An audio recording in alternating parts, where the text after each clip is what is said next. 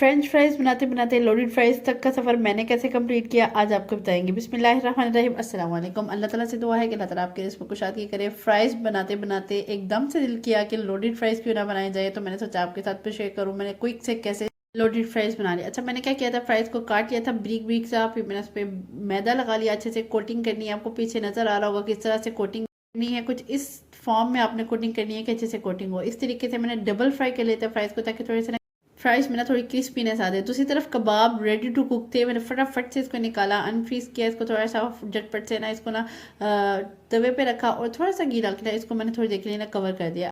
अच्छा, झटपट की सी रेसिपी है। दूसरी तरफ फ्राइज रेडी हो रहे थे, उस तरफ मैंने इसको कबाब को रख दिया कवर करके, थोड़ी सी ये पक देंगे तो इसके पीसेस कर दूंगी। साथ ही मैंने क्या किया, दूसरे स्टोव पे मैंने इसमें फटाफट से सॉस बनाना शुरू कर दी, जिसमें तकरीबन 2 सर्विंग स्पून आपने ना इसमें घी ऐड कर देना। और साथ ही साथ आपने क्या करना है, 3 से 4 जुए लहसन के लेने हैं, उसके छोटे छोटे से क्रश से करके ना, ज़्यादा पीसना नहीं है, इस तरीके से आपने कट करके ना इसमें डाल देना है।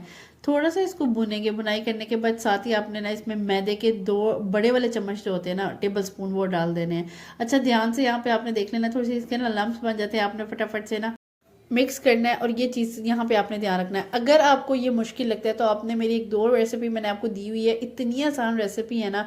अच्छा, ये सच बताऊँ, ये मैंने वो वाली रेसिपी मैंने बाद में ट्राई की थी, ये मैंने पहले बनाया था। अगर मुझे वो रेसिपी पहले मेरे माइंड में होती ना, तो मैं उसी तरीके से बनाती। अब जब भी मैं व्हाइट सॉस बनाती हूँ ना, तो उसी तरीके से ही बनाती हूँ। ये उससे पहले की रेसिपी है, इसलिए मैंने इसी तरीके से बनाई थी, और उसको ट्राई करने के बाद मैं हमेशा हमेशा से मैं जब भी व्हाइट सॉस बनाती हूँ ना, उसी तरीके से बनाती हूँ, और यकीन करें वो बेस्ट रेसिपी होती है। मैं नीचे वीडियो में उसका लिंक भी डाल दूंगी, ताकि आपको आइडिया हो जाए कि कौन सी रेसिपी मैं आपको बता रही हूँ।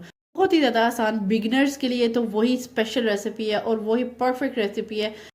अगर आप बिगनर्स हैं तो उस रेसिपी को फॉलो करें व्हाइट सॉस बनाने के लिए। इस तरीके से मैंने तकरीबन टोटल जो कप डाले हैं ना, वो 3 कप बड़े वाले जो है ना वो दूध के ऐड कर दिए। एक मैंने घर का सिंपल दूध लिया था, और 2 कप जो है ना वो मैंने ऑल पर्स के डाल देते। अच्छे से मिक्स करते जाना, अच्छे से सॉफ्ट होते जाएंगे, उसकी जो लम्स जो बीच में है ना वो खत्म हो जाएंगे। 1 टेबल स्पून नमक, सारी स्पाइसेस अकॉर्डिंगली डाल देना है। 1 टेबल स्पून भर के मैंने इसमें चिकन पाउडर ऐड किया है, इसलिए थोड़ा नमक पहले ही कम रखिएगा, ताकि नमक तेज़ ना हो जाए। दूसरी तरफ मैंने इसमें काली मिर्च ऐड की है, तकरीबन भर के 1 चम्मच ही डाला, थोड़ा सा कम ही डाला है, और 1/2 टेबल स्पून मैंने कुटी हुई लाल मिर्च ऐड कर दी। दूसरी तरफ मेरे कबाब भी रेडी हो गए थे, चिप्स भी ऑलमोस्ट फ्राई हो गई थी। तो ये क्विक सी झटपट सी रेसिपी है। अगर आपके पास इस तरह से कोई कबाब या कोई इस तरह की कोई चीज़ हो, अच्छा मेरे पास अगर बच्चों के मैंने नगेट्स भी बनाए हो ना, मैं फटाफट से उसको फ्राई करके ना छोटे छोटे पीसेज में कट करके ना फटाफट लोडेड फ्राइज की क्रेविंग को ख़त्म कर लेती हूँ। इतना मज़ा आता है ना इसको फटाफट से, और ये बड़ी झटपट सी रेसिपी है, बहुत ईजी रेसिपी है। और जितनी भी ब्रांडेड आप ये लोडेड फ्राइज खाते हैं ना, उससे कई दर्जे हाई लेवल की है। वो इसलिए क्योंकि जो भी मैंने लोडेड फ्राइज जितनी भी खाई है ना, वो या तो उनमें चिकन ना होने के बराबर होता है, और सॉस तो बिल्कुल भी ना होने के बराबर होती है ना। अच्छा, दूसरी तरफ मैंने ना ये मलाई ऐड कर दिए थे। अच्छा, इसकी अल्ट्रेशन पे आप ना घर की मलाई भी ऐड कर सकते हैं। उसके साथ भी ना फ्लेवर जो होता है ना व्हाइट सॉस का, बहुत फ्लेवरफुल बन जाता है, मज़ा आता है उसके साथ भी ना। अच्छा, जब मेरे पास क्रीम ना हो तो मैं वो भी ऐड कर लेती होती हूँ, बहुत मज़ा आता है। अच्छा, इस तरीके से मैंने क्या कि एक थिक सी सॉस बना ली है। दूसरी तरफ मेरी फ्राइज भी रेडी हो गई थी, मैंने आपको बताया, और कबाब भी रेडी हो गई। कबाब के ना मैंने बाद में ना छोटे छोटे पीसेस कर दिए थे, क्योंकि इस तरीके से तो नहीं ना हमने कबाब डाले, छोटे छोटे पीसेस करके ना फिर हम डालेंगे। ये देखिए, ज़बरदस्त सी मेरी ना एक व्हाइट सॉस रेसिपी रेडी हो गई है। इतनी मज़ेदार सी बनी थी ना ये व्हाइट सॉस, और इसको खाने के बाद बाकी वो जो फ्राइज़ की क्रेविंग थी ना वो ख़त्म हो गई थी, मज़ा आ गया था इसको खाने के बाद। अच्छा, इस तरह से आपने ना एक मिक्सचर सा बना लिया। दूसरी तरफ मैंने क्या किया था, क्योंकि मेरी सारी चीज़ें रेडी हो गई थी, मैंने फ्राइज़ की ना लेयरिंग स्टार्ट कर दी थी। अच्छा, तकरीबन 8 से 9 आलू थे जो मैंने कट किए थे, ठीक है, क्योंकि फ्राइज़ जो है ना वो लोडेड फ्राइज़ ज़्यादा ही बन रही थी।